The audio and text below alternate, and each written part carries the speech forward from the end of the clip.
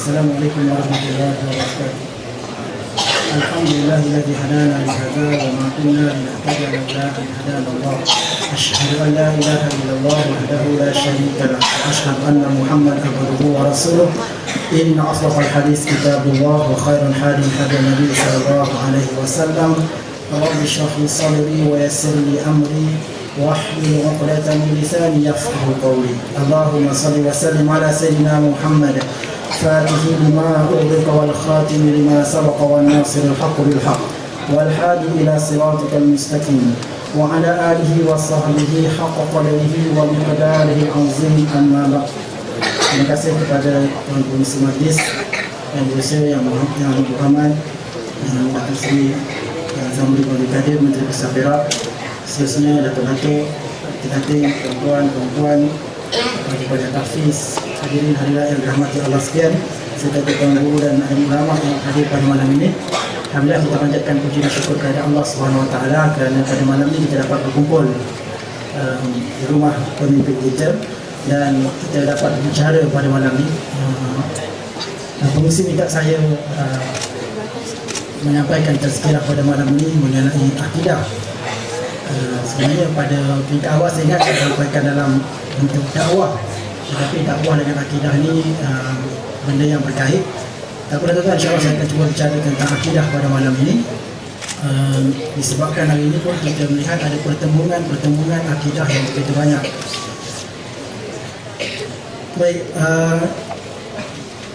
yang pertamanya ialah kita melihat kepada senario ataupun kepada akidah orang Islam di Malaysia. Di Malaysia kita berakidah dengan akidah Ahlussunnah wal Jamaah, bermazhab dengan mazhab Syafi'i. Walaupun kita tidak menafikan bahawa umat Islam sejak daripada awal lagi telah berlaku pecahan-pecahan yang begitu banyak. Di zaman salafus soleh lagi sudah berlaku perpecahan, zaman Sayyidina Ali lagi sudah berlaku perpecahan, adanya Khawarij, adanya juga pokok yang dipanggil Syiah, dan seterusnya sampailah kepada zaman akhir kerajaan Abbasiyah, mereka berfahaman dengan fahaman Mu'tazilah. Saya bila nak cerita pasal akidah ni tuan-tuan, saya cuma nak sentuh sedikit di mana perbahasan kita sebenarnya dari segi sudut akidah Ahlussunnah wal Jamaah. Kalau kita belajar, bila kita belajar akidah ini, ulama-ulama kita akan mengajarkan kita dengan beberapa perkara asas yang kita kena tahu dahulu. Yang pertamanya disebut kita kena kenal mana satu akli, mana satu adat dan mana satu tasyri', mana satu syariat ataupun hukum syariat, mana hukum adat dan mana hukum akal. Kerana kebanyakan orang-orang akan jadi sesat bila mereka tidak dapat membezakan antara perkara, kalau katakan perkara yang mustahil. Mustahil itu dari segi apa? Adakah mustahil dari segi akal, ataupun mustahil dari segi adat, ataupun mustahil dari segi syarak. Jadi perkara-perkara yang macam tu amat penting dalam perbahasan akidah sebelum mereka nak masuk pada perbahasan yang sebenar. Dan pada malam ini insyaAllah saya cuba bawa sedikit tentang perbezaan akidah Ahlussunnah wal Jamaah dengan perbezaan akidah Ibn Taymiyah. Barangkali saya rasa mungkin itu agak penting sikit untuk kita tengok pada malam ini. Sebab saya sediakan untuk dakwah. Dan dakwah ini saya suka lah. Ada ustaz tu mengatakan dakwah ini dia kata sebenarnya adalah hal ataupun adalah bentuk perbuatan kita ataupun tindakan kita. Bukan dalam sudut khutbah kita ataupun ucapan kita ataupun cakapan kita. Jadi kalau katakan dakwah itu ialah hal, keadaan kita. Jadi dia baik pergi kepada masdar. Tapi insyaAllah lah dalam pertemuan lain kita cerita pasal dakwah itu. Cuma kita tengok di sini yang asas sebelum dakwah itu akidah. Kalau akidah tak betul, dakwah pun tak jadi. Jadi akidah tu kena betul. Sebelum kita merdeka dan juga sepanjang orang kata lebih kurang mungkin 20 tahun ataupun 30 tahun selepas kita merdeka, pecahan akidah di Malaysia ini agak kurang. Kita jarang dengar ada orang menafikan ataupun membida'ahkan majlis tahlil. Jarang kita dengar ada orang membida'ahkan majlis bacaan Yasin malam Jumaat. Jarang kita dengar. Baik, kenapa sekarang ini banyak? Barangkali lah tuan-tuan, saya minta maaf lah kalau cakap saya ni agaknya ada yang tersentuh kepada mana-mana badan. Tetapi untuk maklumat kita, barangkali kita terlepas pandang dari segi perbahasan akidah Ahlussunnah wal Jamaah. Pada era tahun 1985, lebih kurang macam luas, sebab saya duduk dalam pendidikan. Bila saya duduk dalam pendidikan tu, saya rasa banyak benda yang saya belajar daripada dunia pendidikan. Saya pernah mengajar di sekolah rendah, di sekolah Khalfa, saya pernah mengajar di MRSM, kemudian sekarang saya belajar di Mahat Hafiz. Jadi saya melalui sistem pendidikan itu, selain daripada saya belajar, dan saya juga mengajar, dan saya melihat silibus itu berubah. Saya adalah orang yang ambil SPM pada tahun 1992. 1992 itu SPM dia bukan sistem KBSM. Tetapi selepas sistem KBSM ini, selepas 92 masuk 93 ke atas, orang-orang yang keluar pada 93 dan ke atas, asas akidah mereka ini dari segi sudut Ahlussunnah wal Jamaah dia agak terencak sedikit. Kerana apa tuan-tuan? Sebab dalam perbahasan akidah Ahlussunnah wal Jamaah, perbahasan tauhidnya meliputi uluhiyah, an-nubuwah dengan juga perkara as-sam'iyah. Tiga, uluhiyah, an-nubuwah dengan as-sam'iyah. Ini perbahasan akidah Ahlussunnah wal Jamaah. Pada tahun 1985 kalau saya silap, barangkali ada bahagian pendidikan boleh sentuh tentang bila bermulanya KBSM dengan KBSR tu. Di antara KBSM dan KBSR tu saya pun tak ingat, saya rasa tahun 85 atau 84 kita tukar sistem.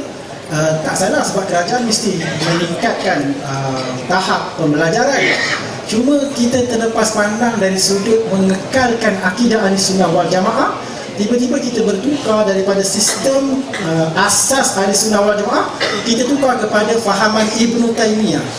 Di sekolah-sekolah sebenarnya, tingkatan 4 sebagai contohnya, pendidikan Islam, kita dididik dengan akidah uluhiyah, rububiyah, asma' wa sifat. Kita dididik dengan rububiyah, uluhiyah, asma' wa sifat. Ini fahaman yang diambil daripada fahaman Ibnu Taimiyah rahimahullahu ta'ala. Semoga Allah merahmati Ibnu Taimiyah. Tetapi kita tidak sesuai, kata Mufti Wilayah Persatuan, kata Mufti Negeri Sembilan, dia kata di Malaysia tidak sesuai untuk diamalkan fahaman Ibnu Taimiyah ini ataupun fahaman Wahabiyah ini. Sesuai. Dia tak kata kafir. Akidah Ahlussunnah wal Jamaah ini sangat sukar untuk menuduh seseorang itu kafir. Dalam akidah Ahlussunnah wal Jamaah, paling kuat pun kita kata orang itu sesat, tak kata kafir. Nak menjadikan orang itu kafir pun bukan dalam bentuk jamaah, barangkali dalam bentuk individu itu kita kata dia orang kafir. Sebab dah sampai ke tahap memang dia sepatutnya dikatakan kafir. Itu dari segi sudut akidah Ahlussunnah wal Jamaah.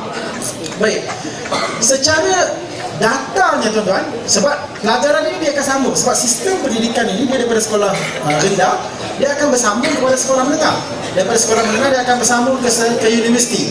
Jadi sistem pendidikan ini dia akan bersambung. Jadi kalau seorang itu belajar lagi kat universiti, dia juga akan didedahkan dengan rububiyah, uluhiyah, dengan asma' wa sifat. Walaupun pelajaran tauhid, kalau siapa-siapa ambil kos, kalau siapa ambil pendidikan Islam, pelajaran tauhid dengan tambah itu tidaklah begitu ditekankan jika nak dibandingkan dengan pelajaran syariah dan sebagainya. Tetapi ada sekian, kita telah mula diasaskan dengan akidah ar-rububiyah, uluhiyah, asma' wa sifat. Dan kita telah meninggalkan pegangan akidah yang sebenar, iaitu uluhiyah, an-nubuwah dengan as-sam'iyah. Itu perbahasan Ahlussunnah wal Jamaah mengikut Abu Hasan al-Asy'ari dan juga Abu Mansur al-Maturidi. Sebenarnya walaupun tiga ini dipecahkan daripada awal dia, tetapi kesannya sangat besar. Kesannya sangat besar kepada, dan mungkin satu ketika nanti kita akan bergaduh dari segi akidah. Kita akan bergaduh, kemungkinan. Sebab walaupun nampak kecil, tetapi perbahasan dia besar. Perbahasan besar. Baik, apa yang kita kena faham daripada uluhiyah dari segi Ahlussunnah wal Jamaah dengan uluhiyah dari segi fahaman Ibnu Taimiyah? Dalam fahaman Ahlussunnah wal Jamaah, bila kita menyebut sifat uluhiyah Tuhan, maka kita didedahkan dengan sifat yang kita panggil sifat 20. Kita dipanggil dengan sifat 20. Ada orang kata sifat 20 ni falsafah, sebab mereka telah diasaskan dengan fahaman Ibnu Taimiyah. Saya sebut nama ni, tetapi kita kata tak pernah saya belajar, tak pernah buku kata saya belajar Ibnu Taimiyah. Ibn Taymiyah adalah salah seorang. Kalau tuan-tuan belajar mengkaji tentang sistem pendidikan Islam di Malaysia, sebenarnya ada campur tangan yang kita tak sedar. Ada campur tangan yang kita tak sedar yang mereka masuk sebagai profesor, sebagai doktor. Mereka cuba mengubah sebenarnya tokoh-tokoh. Dulu kita tak pernah dengar Ibn Qayyim Al-Jauzi. Ataupun kalau kita dengar pun jauh kita dengar. Kita jangan dengar menurut pendapat Imam Bukhari, pendapat Imam Muslim. Kita dulu kalau kata sentuh lelaki perempuan batal ke dahulu, kita kata batal. Kita akan jawab boleh, batal. Tetapi sekarang orang tidak jawab macam itu lah. Menurut sekian-sekian, menurut sekian-sekian, menurut sekian-sekian tidak batal, menurut sekian-sekian batal. Nampak macam canggih, tetapi di Malaysia tak sesuai. Kata sebab apa? Di Malaysia sudah berada di pihak yang benar, sedangkan di tempat-tempat yang lain mencari pihak yang benar itu. Jadi kita tak sepatutnya tukar daripada akidah Ahlussunnah wal Jamaah kepada akidah Ibn Taymiyah. Tak sepatutnya. Tak sepatutnya, saya kata kenapa? Sebab memang tak sepatutnya. Jadi generasi yang lahir, maksudnya siapa yang keluar daripada sekolah menengah daripada tahun 93, secara basicnya dia telah pun dimasukkan dalam pemikirannya berakidah dengan akidah Ibn Taymiyah. Ibn Taymiyah. Kalau dia tak sekolah kafar petang, saya rasa lagi teruk lah. Maksudnya dia akan terus berakidah dengan Ibn Taymiyah. Sekarang kita rasa pelik, kenapa orang sekarang belajar agama tak macam orang dulu belajar agama? Orang sekarang belajar agama sikit-sikit nak gaduh, sikit-sikit nak gaduh. Orang dulu belajar agama, ya Allah, tawaduknya bagusnya, bagusnya. Dulu seorang ustaz masuk ke kampung, sejahtera kampung itu. Sekarang kalau seorang ustaz masuk ke kampung, buat mana pula kampung tu? Yang Yasin tak boleh, yang Tahlil tak boleh, yang Talqin tak boleh. Kenapa jadi macam tu? Sebenarnya tak silap. Sebab kita telah diasaskan dengan fahaman Ibn Taymiyah. Bila kita diasaskan dengan Ibn Taymiyah, kalau kita pergi universiti pun kita akan sambung sehingga situ. Kalau kita pergi ke luar negara, saya dah sebut, di luar negara, akidah ini sangat tersebar ataupun sangat open di luar negara. Mereka tak kisah, belajar semua boleh, belajar Syiah boleh dan sebagainya. Ini tak macam di Malaysia. Di Malaysia kita hanya belajar yang benar. Kita hanya belajar mazhab Syafi'i. Bukan kata mazhab Malik tak mesti tahu, tak benar, tapi kita belajar mazhab Syafi'i. Kita belajar akidah Ahlussunnah wal Jamaah. Dari sini orang kata, alah, ketinggalan zaman lah. Biar ketinggalan zaman tapi betul. Daripada maju mengikut zaman tapi salah. Kita tengok di mana beza ya. Dalam fahaman Ahlussunnah wal Jamaah, bila kita belajar sifat uluhiyah, maka kita akan belajar sifat-sifat yang untuk mentakdiskan Tuhan, untuk memuliakan Tuhan, untuk mensifatkan Tuhan dengan sifat yang layak. Dalam fahaman Ahlussunnah wal Jamaah, bila kita belajar uluhiyah itu, kita diajar dengan basic asas. Memang panjang pembahasan dia, tapi basic asas aqaid khamsin, akidah 50. Kalau kita baca satu kitab di pondok dipanggil Kifayatul Awam. Dalam kitab Kifayatul Awam ini maksudnya memadai untuk orang awam belajar akidah. Mereka akan diasaskan dengan aqaid khamsin, akidah 50. Kalau adik-adik tak pernah dengar, saya tak heran. Sebab saya kata tadi, kita telah diasaskan dengan fahaman Ibn Taymiyah. Jadi perkara-perkara aqaid khamsin kita tak biasa dengar. Tapi kalau kita biasa diasaskan dengan akidah Ahlussunnah wal Jamaah, kalau orang sebut aqaid khamsin, kita rasa itu biasa. Itu asas yang orang kata basic punya pelajaran tauhid. Basic punya pelajaran tauhid. Apa dia aqaid khamsin? Aqaid khamsin itu ialah 20 sifat wajib bagi Allah dan 20 sifat mustahil bagi Allah, satu sifat harus bagi Allah. Semuanya 41. Tapi kalau kita belajar panjang lagi, barangkali kita akan jumpa 21 sifat wajib bagi Allah SWT dengan adanya idrak. Kalau ada idrak, ada lepas sifat makni ma'nawiyahnya, ada 22. 22 jadi 44. 44 tambah 1, 45. Al-Rububiyah, Al-Hulubiyah tadi. Hulubiyah tadi ada 45. Tetapi saya tak nak sama yang banyak-banyak. Saya kata ambil basic. Yang saya kata ini asas pelajaran akidah yang kita daripada zaman Melaka dulu sampailah kita merdeka, sampailah kita selepas merdeka, anak-anak kita, kalau pakcik-pakcik yang tua dulu kat kampung tu, mereka hafal sebab 20 ni, mereka hafal sebab 20 ni, siap lawan-lawan lagi, siap dengan dalil lagi, mereka hafal sifat 20 sebab asas pendidikan mereka belajar sifat 20. Sekarang ramai yang benci dengan sifat 20. Sifat 20 itu falsafah tu, mana dia dalam Quran? Ada dalam Quran. Pernah Nabi kata ada pun sifat yang wajib bagi Allah 20. Pernah Nabi kata begitu? Mereka cuba memporak-porandakan ahli sunnah wal jamaah. Sebab apa? Sebab mereka tahu ahli sunnah wal jamaah ini dia tidak belajar basic pelajaran ahli sunnah wal jamaah. Jadi bila dia di promote macam tu, dikata macam tu, dia kata iya juga. Nabi tak pernah cakap sifat 20. Wih, bahaya. Kan? Kamu bisa tanya sifat 20. Betul tak? Sifat 20 ini dia ni disusun oleh Abu Hasan Al-Asy'ari dengan Abu Mansur Al-Maturidi. Disebabkan apa? Sebab mereka telah melihat ramai orang tersesat. Yang sesat ni bukan orang biasa, orang yang pandai. Ramai orang yang tersesat dalam meletakkan uluhiyah itu kepada Allah dengan mentakdiskan Tuhan itu, sehingga mereka tersesat sebab mereka tidak ada kayu ukur untuk meletakkan Tuhan pada tempat yang betul, yang hak. Maka ulama-ulama ni buat Ahlussunnah wal Jamaah. Walaupun kita baca sejarah dia, Al-Jubai itu Pak Menteri Abu Hasan Al-Asy'ari je, bukan orang lain pun. Tapi nak tengok di mana dia membetulkan tentang akidah tadi. Saya sentuh sikit lah sebelum saya nak bandingkan uluhiyah Ahlussunnah wal Jamaah dengan Ibn Taymiyah yang kita belajar di sekolah-sekolah. Dalam akidah Ahlussunnah wal Jamaah ni ada sifat 20. Baik. Biasanya orang-orang yang diasas dengan Ibn Taymiyah dia akan kata, kenapa 20? Kenapa tak baca 100? Adakah sifat Tuhan itu 20 je? Itu soalan-soalan yang biasa diajukan kepada orang-orang awam. Jadi orang awam berkata, ya tak, ya dia baik, kenapa 20? Maka dia kata, cuba kamu tengok Asma'ul Husna.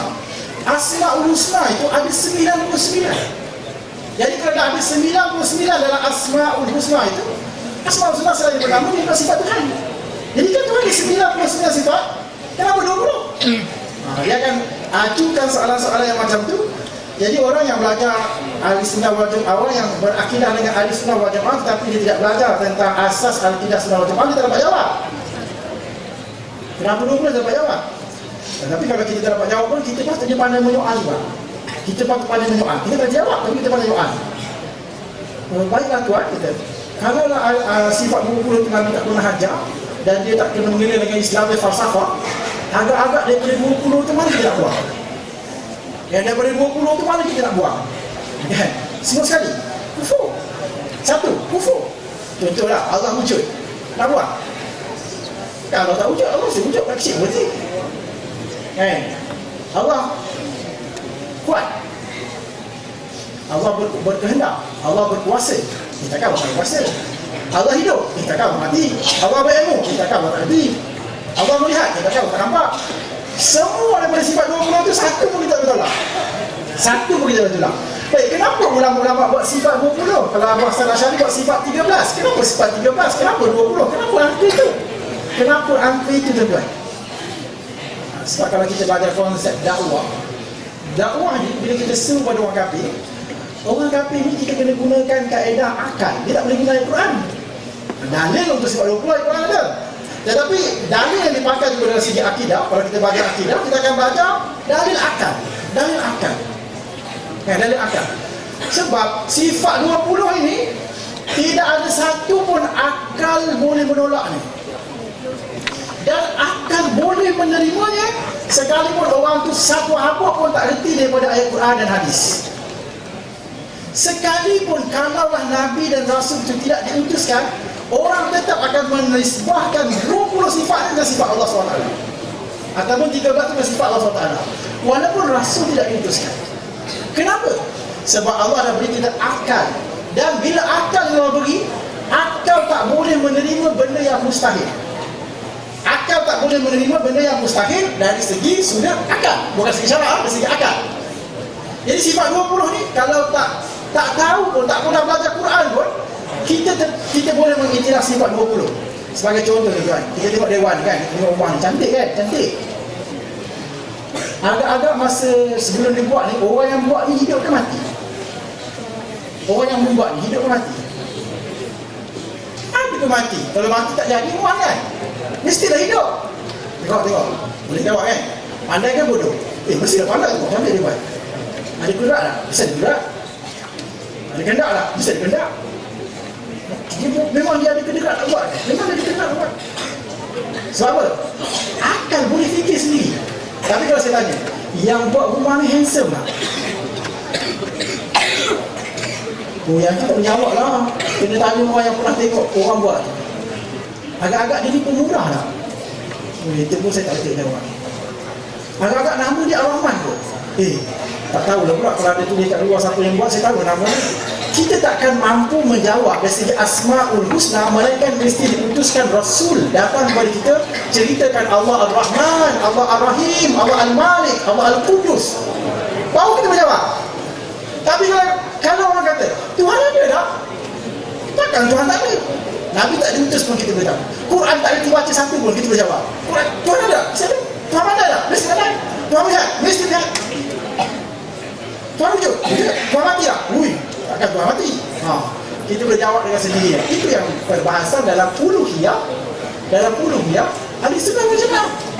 Itu sifat 20. Betul orang kata belajar sifat 20 ni sekejap ada, tidak ada. Dia ada, dia tak ada. Macam jismo dia kata. Macam jismo dia kata. Kau main lagi dia kata kita. Sebenarnya tuan-tuan, ada sekian.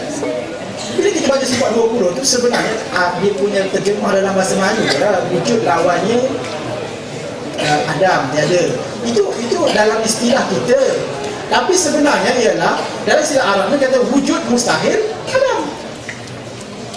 Kalau kita terjemah dia, air ni bila saya angkat macam ni, tuan-tuan nampak wujud. Akal tuan-tuan dengan sendirinya tak mungkin air itu tak ada. Sebab ada. Bila dah ada, memanglah ternafinya tidak ada. Kenapa ternafi tidak ada? Sebab dia ada. Jadi bila Allah itu wujud, ternafinya sifat Adam. Bila Allah itu haya, ternafinya sifat mati. Bukan maksudnya hidup lawannya mati.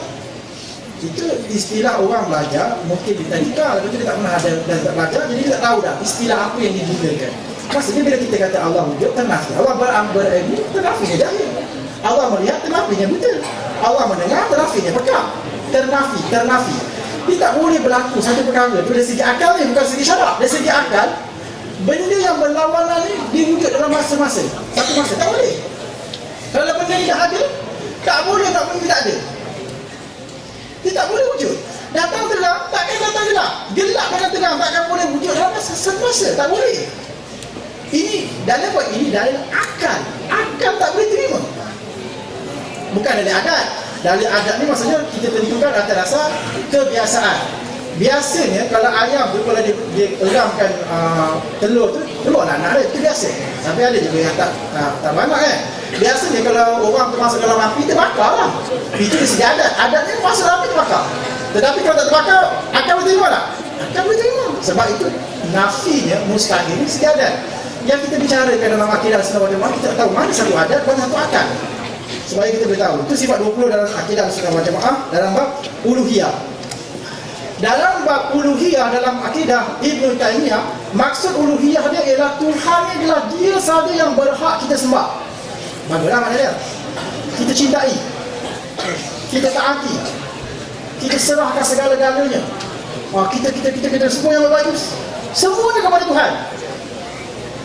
Dalam akidah Ibnu Taimiyah, maksudnya ketaatan kita, kepatuhan kita, kecintaan kita, penyerahan kita, harapan kita, permohonan kita, semuanya sekali kepada Allah SWT. Itu dipanggil uluhiyah dalam fahaman Ibnu Taimiyah. Sebab yang buat ulama, jadi kita berkata, mana ada pincangnya. Baguslah.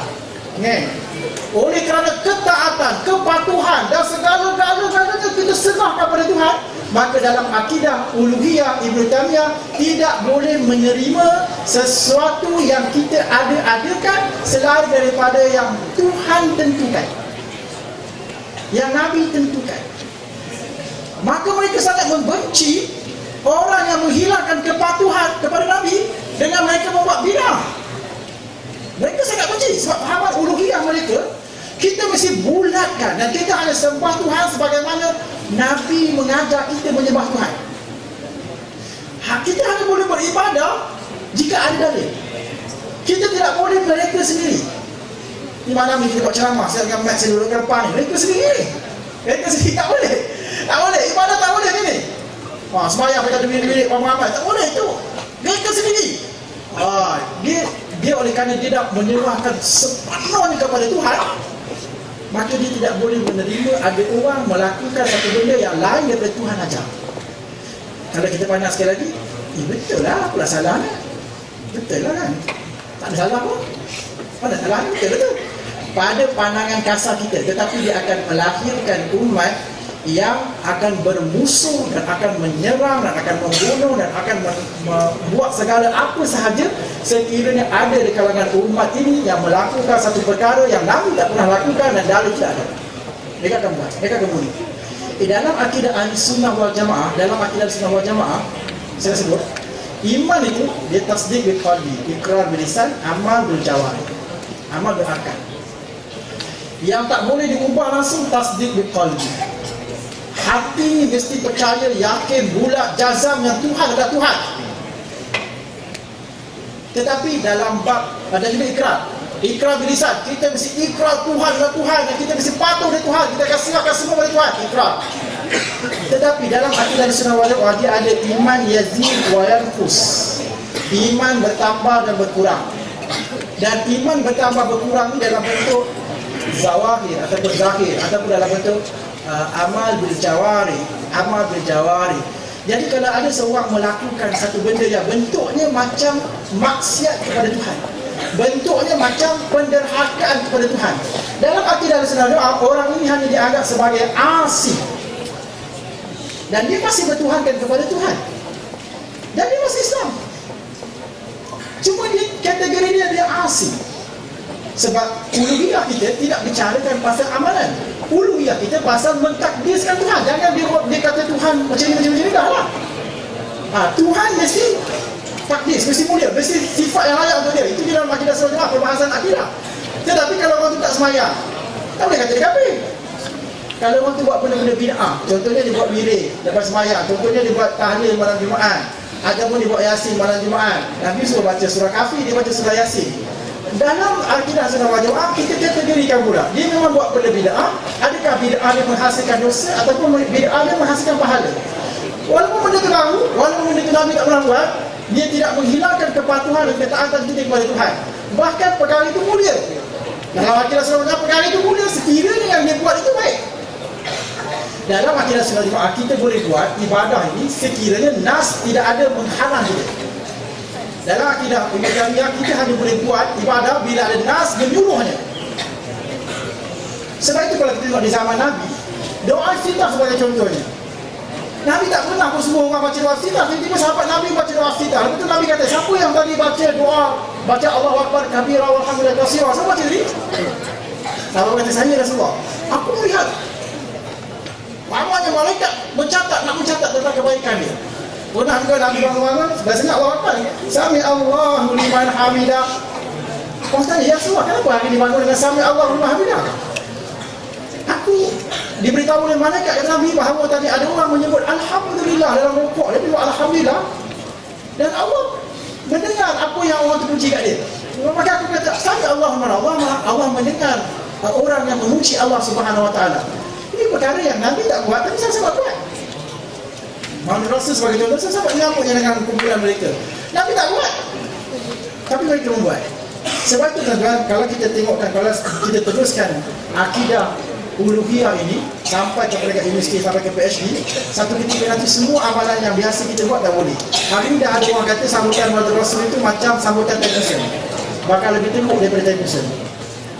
Apalagi kalau kita selawat panggil Habib lagi, dia orang kata bid'ah. Sebab apa? Sebab mereka berakidah dengan Ibn Taymiyah, yang kita pun tahu Ibn Taymiyah antara orang yang ulama yang sangat syadid, terutama dalam perkara yang Nabi tak pernah lakukan. Dia kata lah tak pernah lakukan, tapi sebenarnya dalil banyak je tuan-tuan. Saya tak nak bahas tentang dalil-dalil tentang tahlil sebagainya, itu banyak. Kalau kita belajar akidah sunnah, saya nak tengokkan dari segi perbezaan bahas ini. Yang kedua, kita belajar sifat nubuwah, tetapi mereka belajar sifat ar-rububiyah. Rububiyah ni maksudnya Allah yang mentadbir, Allah yang mengatur alam. Sebab Allah alhamdulillah rabbil alamin, Rabb, Allah yang mengatur. Maka mereka menisbahkan bahawa orang kafir juga ada iman, tetapi iman mereka bukan iman uluhiyah, tetapi iman mereka adalah iman rububiyah. Mereka menggunakan dari Quran. Mereka kata bila Tuhan cakap ke Nabi, semua tanya kat mereka, siapakah yang menciptakan langit dan bumi? Fasatuna Allah, mereka kata Allah yang mencipta. Untuk maklumat kita, Nabi bertanya bukan kepada orang-orang yang memang tak ada basic agama. Nabi bertanya kepada orang yang ada basic agama. Nabi bertanya kepada orang yang ada basic agama. Orang musyrikin Mekah, mereka beragama dengan agama Hanif yang dibawa oleh Nabi Ibrahim. Mereka tahu basic Tuhan, dan mereka juga tahu yang mereka telah mereka Tuhan.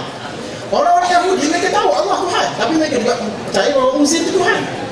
Jadi sebab itu bila Nabi tanya kepada orang yang ada basic agama, mereka akan kata saya pun Allah. Mereka kata yang mencipta Allah. Maka Ibn Taimiyah kata orang kafir juga sebenarnya ada iman. Jadi kita janganlah marah sekarang kafir. Orang kafir iman. Dia iman dia iman rububiyah. Kita iman rububiyah. Sedangkan dalam akidah Ahlussunnah wal Jamaah orang kafir. Bukan orang beriman. Iman tasdik dengan ikrar. Bukan masalah dia percaya Tuhan cipta langit dan sebagainya. Tidak. Dia kepercayaan. Maka dekat situ pun sudah berbeza. Sebab itulah dalam tauhid Ibn Taimiyah ini mereka boleh berbaik dengan orang kafir dengan sebaik-baiknya. Mereka boleh baik dengan orang kafir sebaik-baiknya. Tetapi mereka sangat memusuhkan orang Islam yang melakukan bid'ah tadi dalam tauhid ini. Kalau Malaysia meneruskannya, Malaysia juga akan berhadapan dengan suasana macam itu. Dengan orang kafir, ya Allah boleh baik. Dengan orang Islam, ya Allah benci saja, bergaduh saja, berbalas saja. Kenapa kita tidak asaskan akidah yang silap tadi? Okey, saya katkan situ. Yang an-nubuwah kita pada sifat 4 sifat wajib bagi Nabi, 4 sifat mustahil bagi Nabi. Juga 1 sifat harus bagi Nabi. Jadi 9 campur 41 jadi 20. Itu akidah yang orang kata asas yang mesti setiap Ahlussunnah wal Jamaah belajar. Dipanggil aqaid khamsin, akidah 20. Itu asas tu, asas yang mesti belajar. Kenapa kita kena belajar sifat wajib bagi Nabi, sifat mustahil bagi Nabi? Sifat harus bagi Nabi. Sebab Nabi utusan Allah. Cuma saya nak sentuh sikit je tentang salah satu daripada sifat Nabi ialah fatona. Salah satu daripada sifat Nabi ialah fatona. Fatona ni maksudnya cerdik. Maksudnya cerdik. Nabi cerdik. Fatona, semua Nabi cerdik.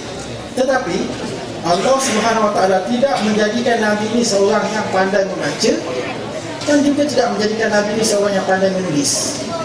Nabi ini disebut sebagai ummi. Nabi ummi, Nabi yang tidak pandai membaca dan tidak pandai menulis. Dan Tuhan turunkan surah yang pertama dipanggil Iqra bismi rabbikal ladzi khalaq. Supaya anak-anak orang Islam yang belajar ni dia tahu konsep belajar. Kalau belajar akidah dia kena tahu konsep akidah. Dia tahu konsep syariat dan juga akhlak. Dia tak boleh macam fahaman moden sekarang. Fahaman moden sekarang dia menilai orang yang cerdik itu dengan pandainya menulis dan membaca.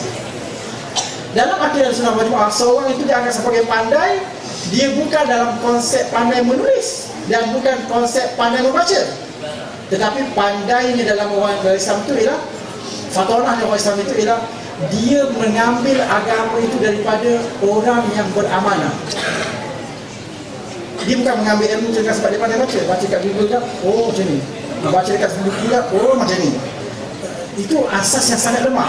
Saya tak kata menulis dengan membaca tak penting dalam pendidikan. Dia sangat penting. Tetapi ada yang lebih penting daripada itu. Ada yang lebih penting daripada itu. Bila kita baca sifat fatonah Nabi, Nabi telah mengasahkan kepada kita dalam ilmu ni yang paling penting, talaqi wa musyafahah. Talaqi wal musyafahah. Kita mesti berguru. Seseorang itu dianggap sebagai alim, tanya dia berapa orang guru dia, berapa kitab dia telah khatam dengan guru dia, bukan dia baca, baru boleh dianggap sebagai orang alim. Sekalipun dia tak reti baca, sekalipun dia tak reti menulis, sekalipun dia tak reti membaca, sekalipun dia tak reti menulis, tapi kalau dah 5,000 orang guru dia adalah orang alim. Sebab ilmu dengan talaqi. Ada pun membaca maklumat, membaca, menulis maklumat, itu maklumat. Kita baca kat Google itu maklumat. Jadi sebab itu kita belajar sifat wajib bagi Nabi. Salah satunya kita belajar sifat fatonah. Kita nak jadi orang yang cerdik ni, bukan banyak membaca, tetapi banyak belajar. Kalau kita banyak membaca, kurang belajar, bodoh. Tapi kalau kita banyak membaca dan juga banyak belajar, cerdik, bagus. Kalau kita belajar, menulis, membaca, Nabi cerdik. Tuhan menggunakan Iqra bismi rabbikal ladzi khalaq.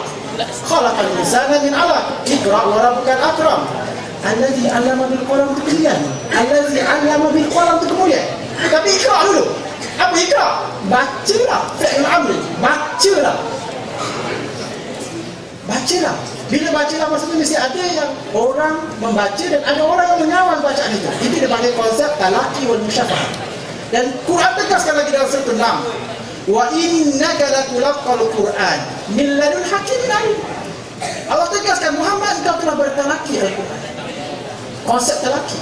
Jadi yang diajar dalam pendidikan daripada Melaka dulu, zaman Melaka tu, sampailah kita dijajah oleh macam-macam penjajah, termasuk Khomeini, macam Portugis, Belanda, orang putih, Jepun, macam-macam penjajah. Tapi orang Islam dia kukuh akidah dia. Tak ada seorang menjadi Khomeini. Adalah jadi Khomeini sikit kan, tapi tak jadi. Malaysia tak jadi Khomeini, tak jadi Jepun, tak jadi penyembah matahari, tak jadi Portugis, Belanda, tak jadi orang putih. Kenapa? Sebab asas akidah mereka ialah faham bifaham, belajar. Dulu dia orang mengaji dengan tok guru kat surau, kat pondok. Mereka dapat ilmu bukan dengan study, bukan dengan belajar, bukan dengan membaca, tetapi mereka dapat ilmu daripada tulah ke tulah, pindah ke pindah. Pindah ke pindah. Ini yang kita belajar dari segi akidah Ahlussunnah wal Jamaah. Tak sah ilmu itu dengan sekadar membaca. Sah ilmu dengan berguru. Sah dengan ilmu itu berguru. Alim yang selalu ada dengan berguru. Dan tak pernah ada ulama yang tak berguru. Dia baca je, dia ulama. Ya. Dia mesti ada guru dia. Dia mesti ada guru dia. Syarat ilmu itu salah satu daripada syarat ilmu. Guru mesti ada. Tak ada guru, mana boleh jadi ada ilmu. Dia hanya ada maklumat saja. Dia ada maklumat saja. Dan apabila kita mengubah sistem pendidikan, maka kita buang sistem pendidikan berguru dengan kita asaskan pula. Semasa saya kat MSM, saya ikut PNP yang terbaru ialah dengan belajar secara kendiri. Belajar secara kendiri. Bila kita belajar secara kendiri, kita search kat internet, kita belajar, kita cari maklumat kat perpustakaan dan kita serahkan kepada guru. Guru pun tak baca pun, dia naik kan. Dia cakap betul lah, dia naik dia kan. Memang sistem belajar kendiri ni bukan kata tak bagus, tapi kalau kita dah diasaskan yang bagus kat bawah, kan katakan kita ambil daripada umur budak 2 tahun sampai budak tu umur 15 tahun, dia secara talaki. Selepas itu nak secara kendiri boleh. Tetapi kita masalah di bawah pun kita belajar bukan secara kendiri, bukan secara talaki, tapi secara kendiri, secara sendirilah, sendiri. Kat situ ada kekeliruan sikit, ada yang kelemahan sikit untuk mengekalkan akidah Ahlussunnah wal Jamaah. Okey, itu saya sebut sikit dengan anubuah. Panjang sebenarnya kalau nak sebut sesuatu panjang, bahasa dia panjang. Mesti nak tengok pula beza di antara asma' wa sifat Ibn Taymiyah dengan perkara as-sam'iyat Ahlussunnah wal Jamaah. Betul. Dalam fahaman Ibn Taymiyah, kita mesti mensifatkan Tuhan dengan sifat-sifat yang Tuhan sifatkan diri dia, dan memberikan nama Tuhan dengan nama-nama yang Tuhan berikan nama itu. Kalau kita fikir sekali, betul lah. Takkan kita nak sifatkan Tuhan dengan bukan sifat yang Tuhan berikan. Mestilah kita kata asma, nama-nama Tuhan, sifat-sifat Tuhan, dia dah khususkan. Dia tak boleh direka. Dalam akidah Ibn Taymiyah, dia tak boleh direka. Asma wa sifat ini mesti diletakkan pada apa yang telah Tuhan tentukan untuk diri dia. Tak bahas asma wa sifat ini dalam uluhiyah, tidak dalam asamiyat. Dia bahas dalam uluhiyah. Dalam uluhiyah dalam akidah Ahlussunnah wal Jamaah. Tetapi dalam Ibn Taymiyah, dia membahaskan dalam asma wa sifat. Dalam asma wa sifat. Jadi Ibn Taymiyah ada akan kata, kita akan kata Tuhan seperti mana Tuhan kata. Kalau Tuhan kata Tuhan duduk di atas arash, maka kita akan kata Tuhan duduk atas arash. Kalau Tuhan kata Yadullah fi fawqa aydihim, tangan Allah di atas tangan-tangan mereka, kita akan kata Tuhan ada tangan. Tapi bukan tangan yang sama dengan tangan-tangan makhluk lah, tapi tangan. Kalau tangan Mahbusul Tatan, dua tangan Tuhan terikat, mana Tuhan ada dua tangan, kiri dan kanan. Bila Tuhan kata wa yabqa wajhu, kekal wajah dia, Tuhan ada muka. Jadi dalam Ibn Taymiyah, dia mensifatkan Tuhan ada muka, Tuhan ada tangan, Tuhan ada dua tangan, ada jari-jari. Tuhan ada tangan kanan, dan ada tangan kiri. Tetapi tidak sama dengan makhluk. Ini dipanggil akidah tajsim. Akidah tajsim, menjisimkan Tuhan, menjisimkan Tuhan. Dan dalam akidah Ahlussunnah wal Jamaah, perkara ini tak boleh. Kita tak boleh kata Tuhan ada tangan, sebab tangan ni makhluk. Tangan, kaki. Kalau ada tangan, tak kata ada badan. Kalau ada badan, tak kata ada kaki. Lepas tu, ada macam-macam kepala kita. Ada pusat dia, ada apa semua. Aku dah mengarut. Takkan Tuhan tu ada tangan-tangan je. Lebih mana tu kan, kalau kita sanggup menisbahkan Tuhan ada tangan, Tuhan ada tangan, kita nisbahkan pada tangan. Cuba tengok dalam ayat Quran. Ayat Quran kata lah, tetapi Quran juga mengatakan kullu syai'in halikun illa wajha. Bila dunia kiamat nanti, semua akan musnah. Semua akan musnah. Illa wajha, melainkan muka Tuhan. Cuba kita tengok, kalau kita ambil fahaman Ibnu Taimiyah tadi, mana tangan? Ketika kiamat nanti, tangan-tangan Tuhan musnah. Pasal apa? Sebab ayat ni kata yang tinggal muka dia. Kalau dah tinggal muka dia, tangan ambil musnah. Okey, baik. Kalau ahli sunnah wal jamaah dibahaskan dalam sifat yang kita panggil dalam uluhiyah tadi, bahawa Tuhan itu bersifat dengan sifat Tuhan. Dia ada zat, tapi sifat dia sendiri. Dia tak boleh dinisbahkan kepada sesuatu benda yang bahari. Kita belajar dalam sifat 20 tu, kita belajar Tuhan ni mukhalafatul hawadis. Tuhan ni bersalahan dengan benda yang baru. Selagi benda tidak anggap baharu, maka itu tidak layak dinisbahkan kepada Tuhan. Benda tu baru tu mana benda baru. Kita kenal makhluk ni baru benda baru. Jadi Tuhan tak layak pada benda-benda yang baru. Tuhan tak layak. Tuhan ni mukhalafatul hawadis. Kita juga belajar dalam bab sifat 20, qiyamuhu binafsi. Qiyam binafsi ni maksudnya Tuhan itu berdiri dengan sendirinya. Maksud Tuhan berdiri dengan sendiri itu, Tuhan cipta makhluk, dia tak berhajat pada makhluk. Sebab dia dengan sendirinya. Bila Tuhan cipta arash, Tuhan tak berhajat untuk duduk ke arash. Kalau Tuhan duduk atas arash, dia makhluk. Sesuatu duduk di atas ciptaan dia, makhluk. Sebab makhluk saja yang memerlukan kepada makhluk. Kepada, waktu kita cipta kursi, kita tak duduk. Sebab apa kita makhluk? Tuhan kalau cipta kursi, dia qiyamuhu binafsi. Dalam akidah Rasulullah, qiyamuhu binafsi. Mustahil Maha Suci Tuhan nak duduk atas aras. Mustahil Tuhan duduk di atas aras. Dan mustahil Tuhan duduk dalam lingkungan yang dia cipta. Mustahil. Kalau kita baca hadis kan, kita akan baca hadis tentang manusia di padang mahsyar nanti. Nak tengok mereka tu iman betul ke tak betul, Allah cipta malaikat yang sangat sempurna kejadiannya. Bila Allah cipta malaikat sempurna kejadiannya, maka malaikat tu kata, ana rabbukum, saya Tuhan kamu. Sujud sebagian orang Islam munafik. Sujud. Sebab dia mengaku dia Tuhan. Ana rabbukum. Dan ciptaan itu tak pernah mencipta. Ciptaan yang sangat cantik, yang sangat hebat. Tak ada kita tengok. Maka kita kata, Tuhan ni, maka sembah. Sebahagian berdosa sembah. Tetapi orang-orang beriman tidak sembah. Dia duduk situ, dia stay situ. Maksudnya dia berdiri kat tempat dia. Maka setelah dibawa orang yang sujud tadi ke dalam neraka, malaikat dia tanya dekat orang yang duduk ni, kenapa kamu tak ikut kawan-kawan kamu? Maka orang yang berdiri tadi kata, kami tetap di tempat kami sehingga Tuhan kami datang. Bila Tuhan kami datang, kami kenal dia. Macam mana orang boleh kenal? Orang boleh kenal. Allah jadikan yang kedua, yang lebih hebat daripada yang pertama. Rupanya sujud lagi sebahagian orang tu. Tapi tinggal lagi baki orang Islam yang betul-betul akidah dia sahihah. Dan mereka kata, kenapa kamu tak sembah aku? Kenapa kamu tak ikut kawan-kawan kamu ni? Mereka tak kata, kami tetap di tempat kami sehingga Tuhan kami datang. Dan bila Tuhan kami datang, kami kenal dia. Dan bila Tuhan tak jalikan diri dia, mereka sujud. Kalau kita tanya, macam mana mereka kenal?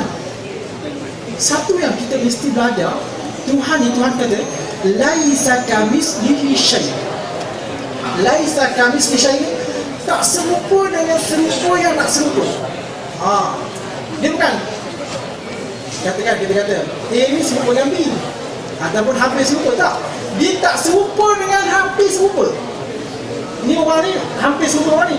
Dia nak serupa dengan orang yang hampir serupa pun tak serupa. Tak ada. Jadi Tuhan ni tak sama dengan benda yang hampir sama dengan dia. Tak ada. Dia tak ada satu pun benda akal ini tewas, gagal, ataupun akal ni dah sampai tak ngerti dah nak menisbahkan sesuatu yang ada dekat dia tu makhluk. Dia mukhalafatul hawadis. Maka ketika gagalnya akal menisbahkan sesuatu makhluk kepada Tuhan, maka pada ketika itu orang Islam sujud, walaupun itu kali pertama dia sujud Tuhan. Itu sujud. Siapa? Tuhan mukhalafatul hawadis. Tapi kalau Tuhan ada tangan kanan, ada tangan kiri, ada kaki, duduk kat depan kita, lepas tu ada atas, ada bawah, makan luar, belah lah, kau bukan Tuhan kita. Belah, kau bukan Tuhan. Pasal apa? Yang ada kiri, kanan, atas, bawah ni, yang ada kuning, biru, hijau, ni ada asap kan apa sebagainya, ada manik-manik, ada lampu-lampu. Ini bukan Tuhan, ini makhluk. Warna-warni itu makhluk. Tuhan mukhalafatul hawadis, bersalahan dengan perkara itu. Maksudnya bila kita tengok Tuhan, Tak boleh, kita tak boleh katakan Tuhan itu berada di depan kita ke, di belakang kita ke, di tengah kita ke, tidak. Benda yang tak nisbah kepada makhluk, tak dapat. Tak dapat nak nisbahkan Tuhan itu kepada sesuatu yang makhluk. Akan gagal. Bila akan gagal nisbahkannya, dan dia tak jadi. Yang kita buat tidak pula melihat dengan mata. Maksud kita melihat dengan basirah. Kita melihat dengan, mata ni salah satu daripada organ yang boleh nampak, tapi bukan mata saja. Tuhan bagi peluang untuk kita melihat Tuhan. Macam mana? Wallahu alam. Bila kaifiah, tak tahu cara dia macam mana. Sampai Tuhan boleh tengok, kita boleh tengok Tuhan. Bila kaifiah, tak tahu macam mana kaifiah dia. Barulah kita kata, itulah Tuhan. Ibn Taymiyah, dia nisbahkan kepada Tuhan dengan benda-benda tadi. Dengan benda yang Tuhan nisbahkan. Sedikit yang terakhir tuan saya sebutkan, sebenarnya dalam bahasa Quran atau bahasa Tuhan, walaupun Tuhan menggunakan bahasa yang macam-macam tu, tangan dengan tangan, tetapi Quran ini penuh dengan bahasa yang dipanggil bahasa majas. Macam kita kata, tidak dibenarkan masuk melainkan kaki tangan. Bukan maksudnya kaki tangan yang masuk. Macam kita kata, seorang yang langgar lampu merah, kita denda RM300. Bukan maksudnya kita langgar lampu merah, tapi maksudnya ketika lampu merah menyala, kita lalu. Kalau kita langgar, kalau kita lawan polis, mana ada? Jom, tengok dekat sebuah empat tadi. Aku tak langgar lampu merah, boleh tengok. Ada pecah. Bukan maksud langgar lampu merah itu maksudnya lampu merah tak kena langgar. Tidak. Sebab itu bila Tuhan memberikan bahasa itu, dia kena faham betul. Sebab ayat yang lain akan menafsirkan ayat lain. Jadi bila Tuhan kata laisa kamitslihi syai', Tuhan tak boleh kita samakan dengan sesuatu yang bahan yang dipanggil makhluk.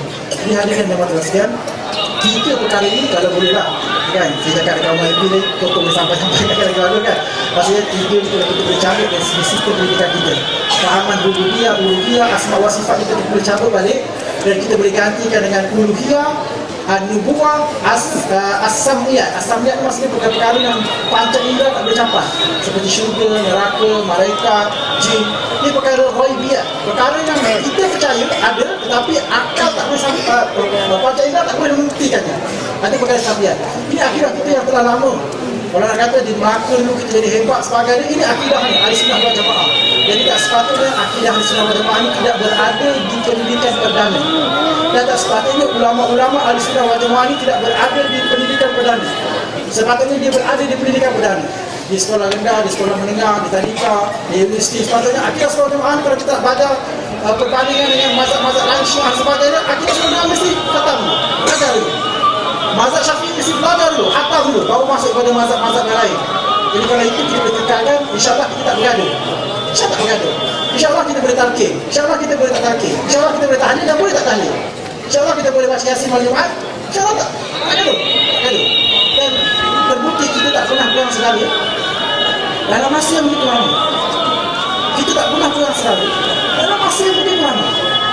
Jangan sampai satu ketika nanti dengan tersilap kita meletakkan akidah orang saudara. Serius saya cakap, kalau orang memahami uluhiyah, rububiyah, asma wa sifat, tingkat asasnya memang tak bergaduh. Tapi lama-lama akan bergaduh sebab dia akan kenal mana benda yang bertentangan dengan benda yang pernah dibawa oleh Nabi, dia kata. Tetapi benda itu banyak bid'ah yang digunakan, bid'ah hasanah. Banyak benda-benda hasanah juga. Antaranya Quran dicetak bid'ah hasanah. Bahkan bid'ah wajibah dipanggil. Cetak Quran itu benda yang wajibah. Orang tak boleh baca Quran dengan cetak Quran. Aku ada baris tu, ada baris atas, baris bawah. Bila kita membariskan Quran, kita telah menghilangkan sedikit daripada mukjiz dia. Tetapi lebih baik sebab kita dapat mengekalkan kemukjizatan dia. Bila kita baris ke depan, sebenarnya bukan semua baris dia tu. Kadang-kadang baris depan, kadang-kadang dia rumah kita, sebab dia kira biasa. Jadi dengan kita membariskannya dengan kita membuat oleh Sayyidina Osman bin Affan tu, sebenarnya kita telah menghilangkan sedikit daripada mukjiz Al-Quran itu. Tetapi lebih bagus lebih bagus pakai wajibah untuk kemaslahatan orang lain yang akan datang, yang tak ada asas tentang Quran itu, bahasa itu, Quran itu, hanya mereka boleh baca Quran dengan membuka Quran, mereka boleh baca Quran sekurang-kurangnya baca hafal macam kita tadi. Kalau tidak, hancur terus, tak boleh baca Quran dengan baik. Jadi itu bid'ah hasanah. Banyak lagi dah tuan-tuan kalau sebut bid'ah hasanah yang ditentang oleh fahaman-fahaman yang dipanggil Wahabiyah tadi. Sebenarnya mereka banyak juga melakukan bid'ah, kan? Contohnya macam Mekah, dia kata baru di Mekah begitu, dia kata apakah Wahabi yang di Mekah, dia kata. Tapi di Mekah pun melakukan bid'ah yang lebih banyak. Antara bid'ah yang paling besar ialah dulunya Mekah tak pernah ada gaji, sekarang ada gaji. Jadi bid'ah yang paling besar kan, ada gaji. Tapi boleh tak? Apa salahnya? Kalau nanti orang jadi gaji ke sana? Tak salah. Bid'ah. Tapi itu bid'ah. Tapi kita pula bid'ah tak ada salah. Mana mereka melakukannya? Mereka melakukannya. Daripada dulu, daripada zaman orang kata jumpa dengan Nabi Ismail itu, tidak pernah raja dilantik di kota Mekah. Tidak pernah. Tidak pernah ada raja di antara Mekah dan Madinah, tidak pernah ada raja. Tapi sekarang ada raja. Adakah haram? Tidak ada pula. Kalau fahaman sudah macam-macam, kita tidak membida'ahkannya. Dan kita membenarkannya. Tapi kalau ikut dalam fahaman yang dia orang kata bid'ah itu, sepatutnya mereka membida'ahkannya. Tak boleh. Sepatutnya lah. Tapi orang Islam dalam akidah semua kita sebut kata. Bahkan seseorang itu akan dinilai dengan sehabis-habis nilai. Itu pun cari lagi supaya tidak boleh berkumpulkan dia. Tapi dalam akidah semua dan tidak ada akidah yang paling mutawasid, yang sangat unggul, yang sangat bagus daripada akidah Ahlussunnah wal Jamaah. Maka berbahagialah kita sebagai orang Islam yang duduk di rukun Melayu ini yang mewarisi akidah Ahlussunnah wal Jamaah. Janganlah kita biarkan anak kita generasi yang akan datang tiba-tiba ada seorang Syiah, ada seorang Wahabi, ada seorang Mu'tazilah, ada seorang Jabariyah, ada seorang Yapin, ada seorang janganlah jadi gitu. Janganlah jadi gitu sebabnya dia akan menimbulkan pergaduhan yang dahsyat di kalangan. Berapa dia perang saudara daripada orang Islam dan orang Melayu, orang Islam, yang kita tidak pernah ada sejarah itu. Kita tidak ada sejarah pergaduhan bangsa kita yang begitu dahsyat macam itu, tidak pernah. Tapi dia boleh wujud dengan salahnya pendidikan. Jadi dengan itu saya minta supaya perkara ini kalau boleh dicabut daripada sistem pendidikan itu, daripada yang uluhiyah asal-usulnya cabutlah. Sebab dia akan menimbulkan masalah yang akan ada. Ataupun kalau tak nak cabut pun, ajarkan juga di sekolah-sekolah sifat 20 dan juga sifat uluhiyah dan juga dengan sifat as-samiyah. Mesti diajarkan akidah yang asal pada Ahlussunnah wal Jamaah. Sekali itu saya boleh sampaikan pada malam ini. Minta maaf atas kekurangan dan kesilapan. Yang baik itu datang daripada Allah SWT. Yang lemah adalah kelemahan saya sendiri. Aku qali hadza wa astaghfirullah wa atubu ilaih. Assalamualaikum warahmatullahi wabarakatuh. Saya